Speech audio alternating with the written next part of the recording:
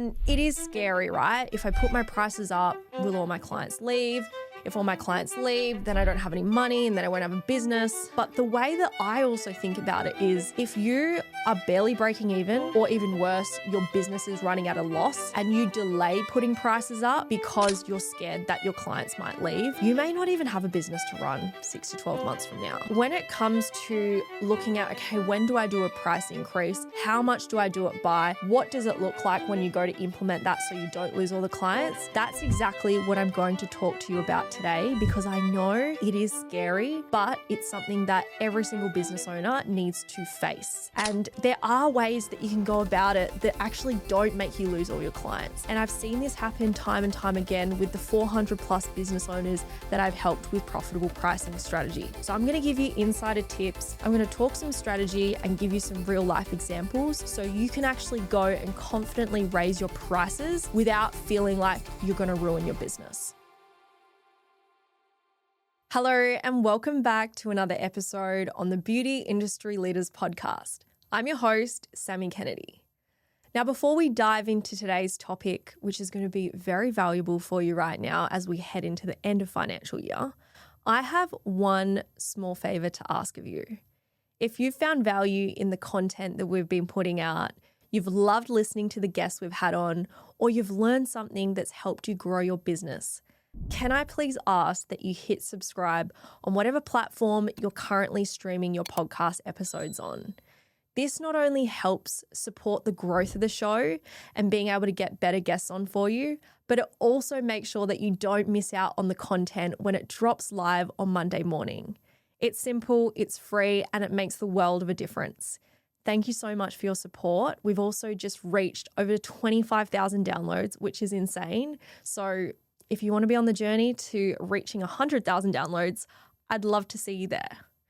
Now, I want to talk to you about something that I cannot stop seeing no matter where I look on Facebook. And I think it's really relevant to not only the beauty industry, but every single business right now. In Facebook forums, in different groups, I've been seeing these posts talking about, is anyone else quiet? Should I be putting my prices up?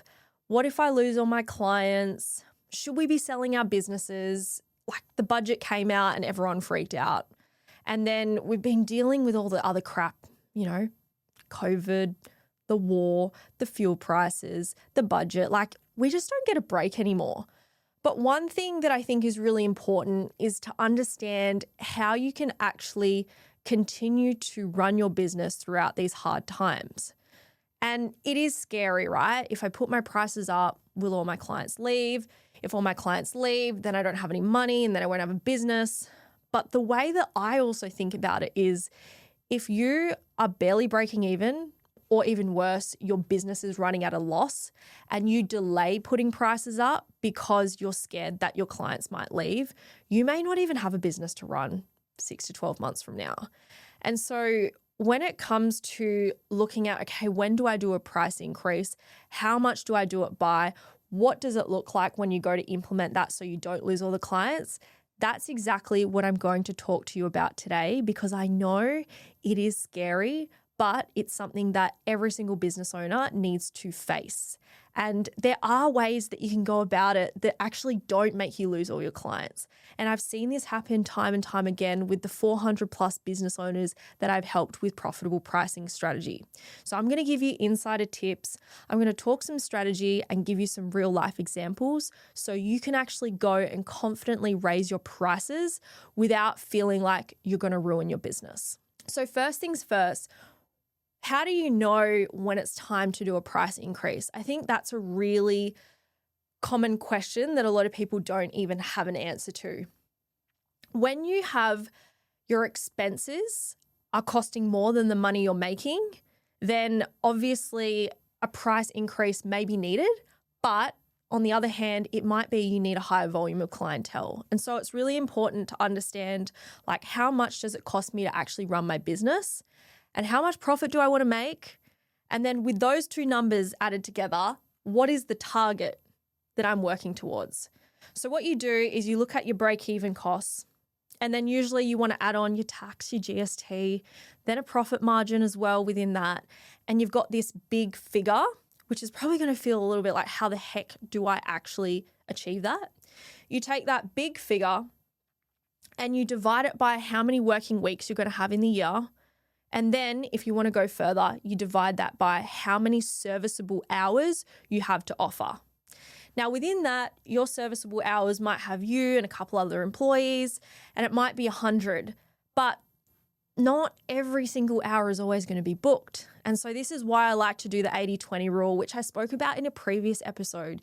If you haven't heard about this before, please go back and have a listen, because it will really help give you some clarity on how this is a valuable strategy to implement in your business. Now, if you look at 100 of those hours and we apply the 80% rule, we would be basing all our targets off 80 hours per week, right? And so all of a sudden you've been able to go, okay, this is how much it actually costs me to run my business. This is how much I want to make in profit. I've factored in my taxes and GST, and then I've actually divvied it up over how many weeks we operate in the year and then how many serviceable hours we have per week.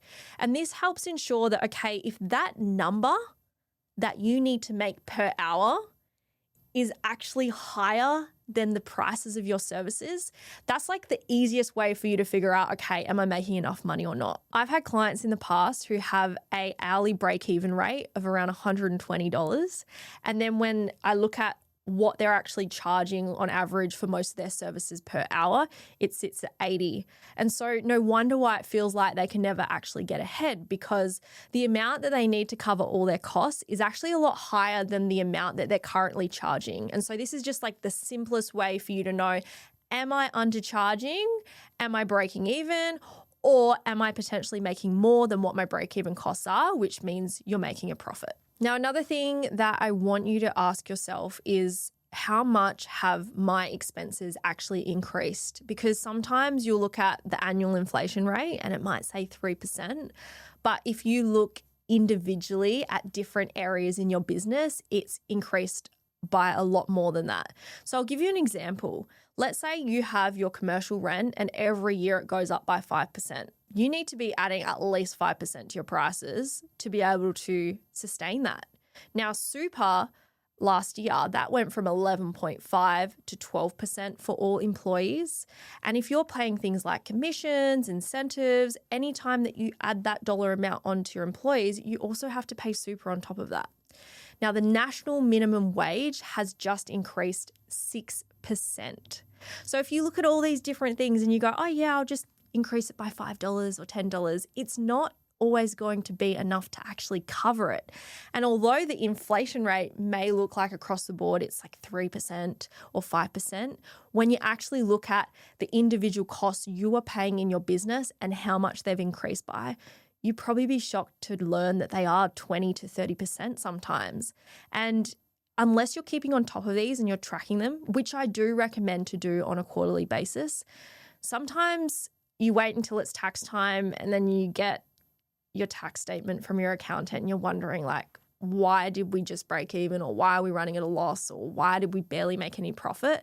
And it's because it's too late.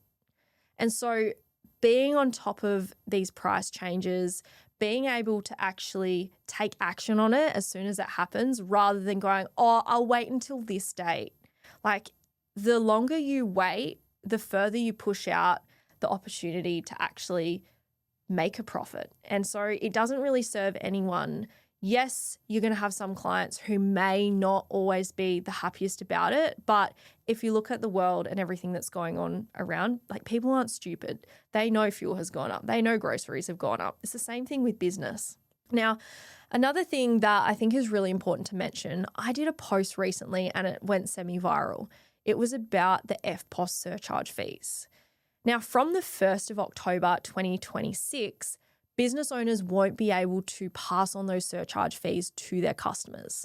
So previously, there was a bit of a situation where business owners were either adding like a flat rate onto whatever EFTPOS transactions there were, or they were able to pass on the surcharge fees to their consumers. Or if they wanted to, they could do like a 50-50 split, or they could cover it themselves. So there's a lot of different options out there. Now, moving into the 1st of October, business owners won't be able to pass those charges on to the consumer. So this means that depending on which booking system you're using or which EFTPOS merchant you're using, you will be having to front the cost for these fees. Now, it might not sound like much because they're all like little 1% and 2%, but it definitely does add up over time. So I've got my phone out. I decided to run some numbers and I used an example so you could actually see the difference in the dollar amounts rather than just reading out a bunch of percentages and dollar amounts that probably don't make sense to you. I worked out these examples based on an average transaction of $200 with 50 clients per week having this service, which would mean the annual revenue would be $480,000. Here's what the different payment providers could cost based on the amounts that they're currently charging as of today. Zeller is $6,720 a year. Tyro is $7,068 a year. Square for your in-person transactions is $7,680 per year. Timely is $9,120 per year. Fresha in person would be $11,712 per year. And then Fresha online would be $13,872 per year. So the difference between the cheapest and the most expensive option is $686.50 every month or $8,238 per year. And that's just based on 50 clients per week. It's the same clients, it's the same services, and it's the same revenue, but such a difference in the amount of money that you actually get to keep given what transaction fees you're paying with your merchant. So if you haven't already done some research or had these conversations with the merchant that you're using, I highly recommend that you do. Now, the reason why you're going to see higher fees from people like Timely or Fresha is because they are white labeling the ability to charge these fees to you through someone like Stripe. So you kind of can't get a better rate with them than directly at the banks, which is why I encourage you to actually ask them, what are you going to do with the fees? Is there a more competitive rate that you can give me? And then if not, go and get someone who has a lower cost option for you. I think it's really important that you actually do take action on this sooner rather than later, because when everything switches over, it just becomes money that disappears without you barely noticing.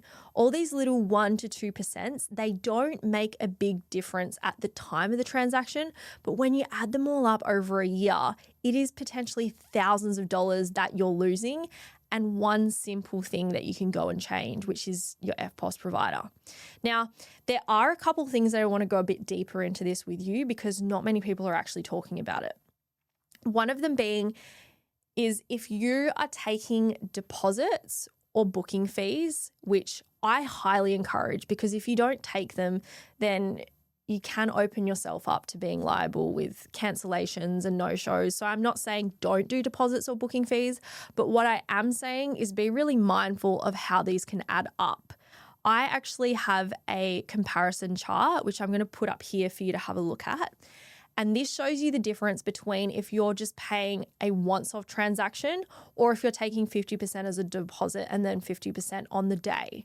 Now, if you're using someone like Timely or Square or Fresha, this can potentially increase because when you pay the online transactions, you are paying a percentage amount plus a dollar amount per transaction. Whereas when you're using someone like CommBank, you're just paying a flat rate percentage. So, for example, if I'm using Timely, I'm looking at 1.75% plus 30 cents per transaction.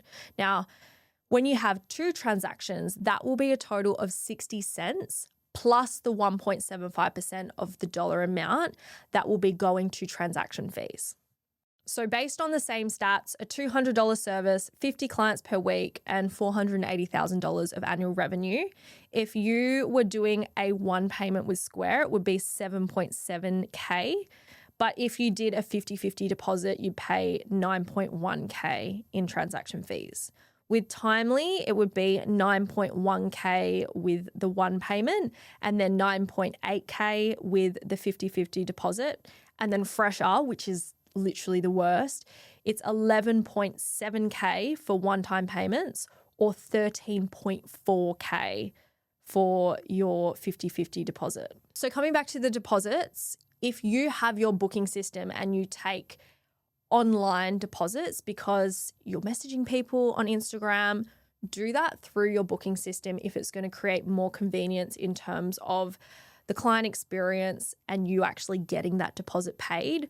But in terms of you paying in person, I would recommend going and getting an EFTPOS machine or working with a merchant that can get you a lower rate, because even though it's not the most convenient having different EFTPOS machines and things like that, like if I said to you, do you want an extra $5,000 or $10,000 in your pocket in profit at the end of every year, you'd be stupid to say no. Now, once again, if you think about like your rent is 5% and then your EFTPOS surcharge fees are another like 1 to 2%, then it's like your prices, they need to go up. And if you've registered for GST this year, then you're looking at a minimum 10% increase to actually ensure that you can cover that in your costs. I've had a few conversations with clients who have come to me and maybe they didn't realize that they actually needed to register for GST, or they have registered for GST, but they've been too scared to do a price increase. By you hitting over $75,000 in annual revenue in Australia, that requires you to register for goods and services tax, which is 10%. As soon as that happens, you need to increase your prices by 10%. It's not something that you sleep on. It's not something that you go, oh, yeah, I'll do it later, because every single day that you are offering your services without doing that increase, you're effectively losing 10%. And if you're not already making profit on your services or you're unsure of how much profit there is, giving 10% away or losing 10%, it's not going to put you in a good financial position. Now, in terms of looking at doing a price increase, like there's going to be telltale signs. Number one, like I said before, is when your expenses are higher than the amount of money you're bringing in. If the cost of your products have gone up, wages have gone up, you've been reinvesting into training and upskilling, and your pricing doesn't have enough profit within it to support the investments that you're making, then you need to either increase your prices to ensure that you've got a profit margin in there. And then when you know you've got that profit margin as well, then increase the volume. But sometimes people go, oh, I'm just going to increase the volume. And if there's no profit in the pricing structure to begin with, it just means you're so busy and you're burning out and there's nothing left no matter what you do. So if you've never gone and done an audit of your numbers, or you don't know how to actually have a pricing strategy that ensures you have profit in it, you can pay yourself, you can reinvest back into the business, I'm going to drop the link to the profitable pricing calculator in the show notes so you can get a demo of how this tool works. And if you feel like it's something that would benefit you, you can go ahead and purchase it, and make sure you do your pricing strategy before the end of financial year. So as soon as 1st of July 2026 comes through, you can go and implement your new prices. I recommend a minimum of 30% profit margin. There's a lot of services out there that are not making that. And sometimes I've even had clients who are running at a 10 to 20% loss. Now, if these services are running at a loss, you've either got to cut them out altogether, or you've got to decrease the cost of product or increase the price of the service. There are some services in the beauty industry that just don't generate much of a profit at all. Waxing is one of them. Nails is definitely one that struggles a lot more. Eyelash extensions very rarely is profitable when you look at the time that it takes to provide that service and the wages and the costs. Like, you've got to ensure that your timing is also efficient. Like, if you've decreased your product costs, you've increased your prices, and you're still barely making a profit, then the last thing that you need to do is decrease the amount of time that it takes you to provide a service. Because if one service takes you 3 hours and you're charging $120, I can guarantee you're not making any money on that. But if you're able to do that service in an hour and $120, then obviously there's going to be more margin within that. Now, I know people sit there and they're like, but I can't charge more and I won't be able to. Like, I get it. I've seen that happen over and over again. And one last thing that I want to mention before I move on to the next part is that if you have services that you don't enjoy doing, that drain you of all your time and energy, and they're not making money, don't be afraid to get rid of them. Every time that I see clients with menus of 50 to 100 services, I get really overwhelmed. And I'm a business coach, but when you look at a customer who's seeing all these different options, they're not going to make a decision because A, they see too many options, so it sends them to a state of overwhelm, but then also they don't actually know what you're an expert at because you're offering so many different things. And so really honing in the services that you love doing, the services that make the most profit, and the services that clients actually have a demand for, that's going to be your winning business model. Stop trying to go and learn 100 different services and add them all to your menu and get excited by like, okay, we're offering this, we're offering this, we're offering this. If you are relying on that as a strategy to get new clients, I hate to tell you now, but that's not going to solve your problems. The thing that is actually going to solve your problems is learning lead generation and direct response marketing. Those are the two skills that you need to invest in if you're wanting to get more clients into your business. Not adding more services, because the more services you add and then you expect every single one of your other clients to buy that, it puts pressure on them and it might not actually be what they want. So just something to keep in mind, like sometimes having a more refined service menu will work to your favor than being a one-stop shop. Now, I will say that if you are a one-stop shop and you offer a bit of everything, it is better to have different experts who specifically specialize in one area. So for example, you've got a cosmetic tattoo artist, you have someone who specializes in eyelash extensions, you have someone who specializes in skin. But when you've got one person that you're expecting to do absolutely everything, that's when brands really struggle because the marketing messaging, the ideal clients all change. The amount of SOPs and protocols that you have to be across all of those treatments, it creates a huge sense of overwhelm, not only for the business, but the staff and the clients. So sometimes if you feel like you're trying to do it all, like this is permission that you don't need to do it all. You can refine it down, focus on your marketing, build up clientele, and then look at, okay, what services are complementary to what our most popular thing is, because that is how you're going to build a thriving business, not by trying to do more, add more, and then get really stressed out. When you do profitable pricing, sometimes you'll find that you've been severely undercharging for services. And I think this is not uncommon in the beauty industry because most people came up with their pricing strategy by looking at whatever the business down the road is charging and then slightly undercutting. If they thought they were more experienced, then they would maybe charge a little bit higher. But most of the time, it's just copying what everyone else is doing. And the long-term impact of that is Sammy opens up a salon and then Sally does. And then you look at Sally copying Sammy's prices and then going $5 under.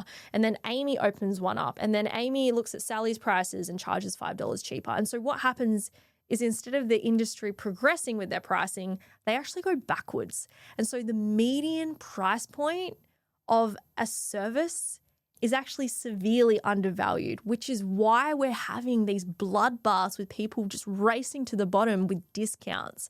And instead of focusing on having an incredible client experience, focusing on investing in skills, in product, in equipment that's going to help your business grow, that's going to help your customers get a better result, instead of focusing on how do I actually make this the best, most valuable service for my customers. Most people are going, okay, I just got to get numbers through and it's all about the prices. But the thing is, people don't always want the cheapest thing on the market. In fact, it will attract nightmare clients. It will be the people who never want to pay a deposit, that don't want to show up to their appointments on time, who aren't fully committed to ongoing treatments because they don't have the money to begin with. And so you're better off letting those clients go and focusing on who is actually invested in their own journey, whether it's coming back for regular appointments, getting a certain result, working through a more personalized, bespoke experience rather than a copy and paste. Like there's so many different ways that you can go about this. And when I look at the best businesses, it is the ones who focus on all the one percenters. They look at their branding strategy, their marketing, their client experience, their pricing, their value adds, their upsells, their retail. They're looking at, okay, how did the team consistently implement the treatment protocols? How do they actually create this entire booming business that has value and status that people are willing to pay a premium price point for? Like you can't just go and jack your prices up, double the amount tomorrow, and then not make any improvements. And this is where showcasing behind the scenes of you training your team up, investments that you make into education, new equipment, like everything that you do in your business needs to essentially relate back to how is it going to benefit your customer. And when it comes to introducing a price increase, like do you have to tell your customers? You actually don't. Like so many people think, oh, I need to let all my customers know and I need to make a big deal about it on social media. I think it's only the beauty industry that do that. And I believe that is because it's a lot of women who have insecurities, who don't feel confident. And then because they don't value their worth and their expertise, they feel like they have to justify to everyone else. But when do you see other businesses in different industries doing that? Like very rarely. If you go onto an online clothing store, like the price you see on the day is the price that you're going to pay for that. If you walk into an accounting firm and you do business with them, like you get the bill, you pay it. Like that's the cost of doing business and being a consumer of a business. I think it's really important that you understand like what is the value that you're offering. And value, like I said before, is all those little touch points in that client experience so that when they see the price point, they can actually go, yes, that was worth it. But if you are saying, hey, I'm going to charge a premium price point or I'm going to increase my prices, but your business is getting worse, you're not getting your clients' results, you're going backwards in your customer service, like the clients don't feel like they are actually valued or that they're getting a result or they're feeling like they're comfortable with you or all the other things that they look for when they come to book in a service, like of course they're not going to want to pay and they'll leave. Now coming back to what do you do when you want to increase your prices? Well, you just pick a date. Mostly for you to know to go into your booking system and update all your prices, but pick that date and make it something that, okay, I'm going to commit. That is when I am increasing my prices by. I think a lot of people go, oh, I need to wait like X amount of days, or I need to make sure that like the next 10 appointments that have been booked in, like I have those prices. And I'm sure that obviously it's nice to give those clients that courtesy that, look, the prices are going to change, but it's not something that needs to go on your social media. And here's why. When you put your prices and doing this, hey, unfortunately, due to the rising cost of living, we've got to put our prices up. Like it doesn't sound exciting. And it also sounds like you're putting the cost onto your customer and they just build more resentment towards you. Now, take it from this mindset of like, okay, who are all our customers who come on a regular basis? We're going to have a conversation with them in person. We're going to thank you for their support in the business and the milestones that you've been hitting, as well as here's what we've actually been doing to improve the business. We've been taking on customer feedback. We've been investing in training. We've brought in this new skincare range. We've been hiring new staff. We've got a better client waiting room. Like, I don't know what it is that you're doing, but I want you to create a list of all the things that you've been doing in the last 12 months to improve your business and the client experience. List all of them out and make it directly relate to how this benefits the customer. Because when you lead with, here's all the value that we've been doing, here's all the benefits that it gives you, and as a result, there will be a small increase from this date, people are like, oh, you know what? I'm okay with paying that. That's great. Thank you. Like if you highlight the benefit and what's in it for them, and then you let them know this is what's happening to accommodate for this, it's a completely different perception versus the whole, unfortunately, due to the rising cost of living, we're going to be putting our prices up. Like you can expect, like it doesn't sound great. Like people are selfish. They want to know what's in it for them. How does this help me? Like, why should I keep paying? And when they can justify that and they can see the value in it, 9 times out of 10, they're going to be happy to pay. Now, if you do lose any clients, which might I add, over the 400 business owners that I've done this with, very rarely has anything gone wrong. Like I've had people cry to me on the phone because they're so scared that clients are going to leave them, but they don't. If any clients leave, it's always the nightmare ones. And I think something worth mentioning here is like the clients that start with you in your business will not always stay with you until the end. And if you're thinking, but I want them to, like, they know everything about me, like, I totally get it. However, I want you to think back to primary school. Who were your friends in primary school? Who did you hang out with? And like, now that you're an adult, are you still in touch with everyone? Do you still hang out with them? Maybe there's one or two, maybe there's no one. And the reason being is like, as you grow in life, one of two things will usually happen. You either grow together or you grow apart.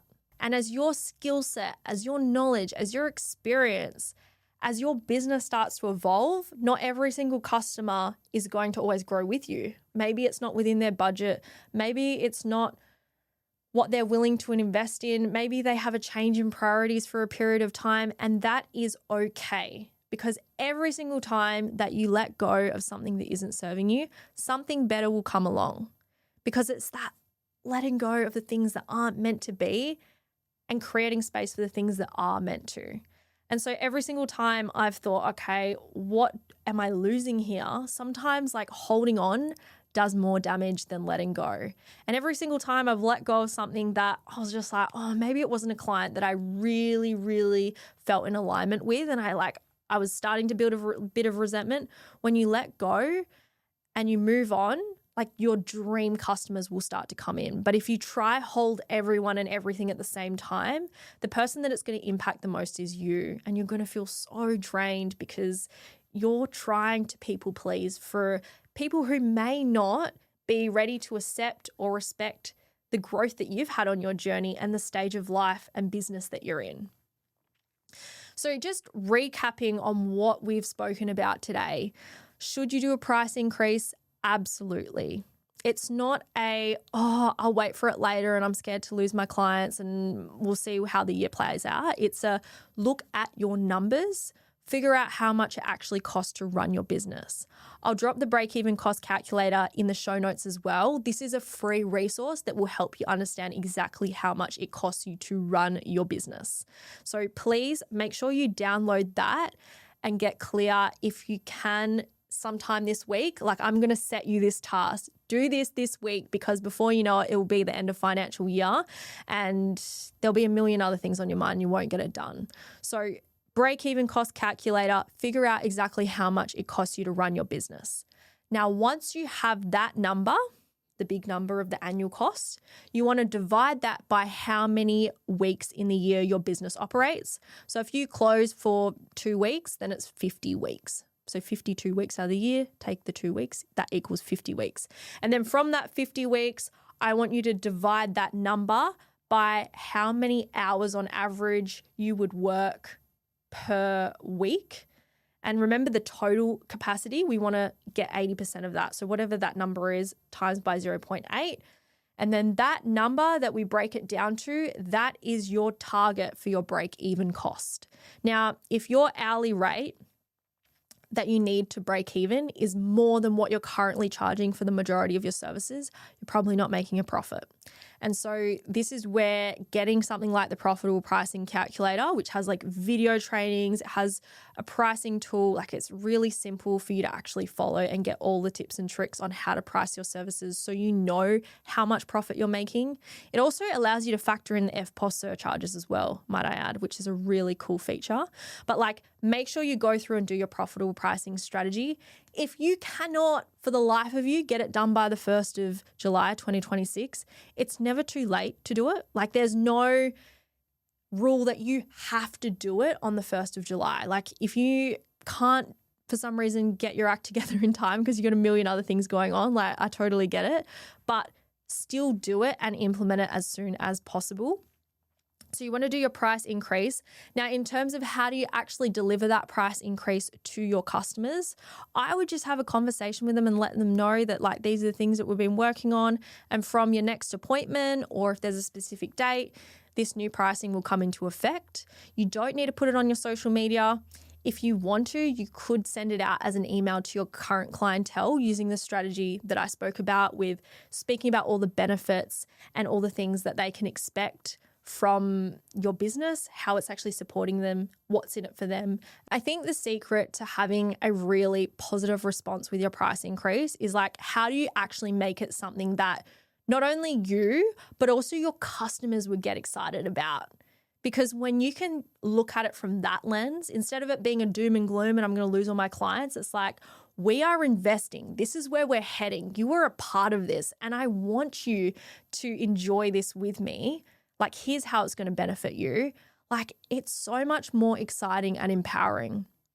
And it's the same thing with this podcast studio. Like, at the start of this episode, I asked you if you could please take 10 seconds out of your day to subscribe. Like, we have invested thousands of dollars into the studio. We invest thousands a month into the production. And it's just like the one thing that we ask is that you support us. You know, we are doing the absolute best we can for you. And the one thing that you can do back for us is subscribe to the show. Now, obviously, the show is free. You don't even have to pay for the show. How good is that? But when it comes to your services, like you having the confidence and belief in the value that you're providing through having premium branding, a great marketing strategy, really investing in the 1%ers in your customer experience, nailing your treatment protocols, your systems and processes, so everything is consistent across the board, it is going to put you in the top 1%. And I believe that you are capable of this. It just takes time. You don't have to do all of this today. You don't have to do it tomorrow. I find that the best businesses will look at one small thing that they can improve each week. And when that becomes habit, they build in something else. And what I'm going to get at this is like, profit is not a bad thing. Most people think, oh, more money equals more problems and rich people are greedy. But like, profit will allow you to reinvest into your business. It will allow you to attract higher quality staff, and not only attract them, but also retain them for the long term. You'll be able to invest in better products, equipment. You'll also be able to pay yourself a wage and super. Like if you want to go to the ABIA Awards, or you want to fly for some holiday or team incentive or training, I don't know, whatever it is that you value, maybe it's just having a week off and having enough profit that you could pay yourself and spend time with your family or go on a holiday. Like, profit is not a bad thing. Profit is the lifeline of our businesses. And so without it, we just become employees. Even worse than employees, we don't even get paid if we don't have profit, because we're just trying to inject money and barely survive. So I want you to create a plan for what you're going to do when it comes to your pricing strategy and how you're going to price your services for the new financial year. If this was a bit of a reality check and something that you know you needed to hear, or some other business owner that you're friends with needs to hear as well, please send this episode to them so that they can also be prepared ahead of the end of financial year. Thank you so much for your time today and tuning into today's episode. I will catch you for the next one. Have an amazing week. Bye.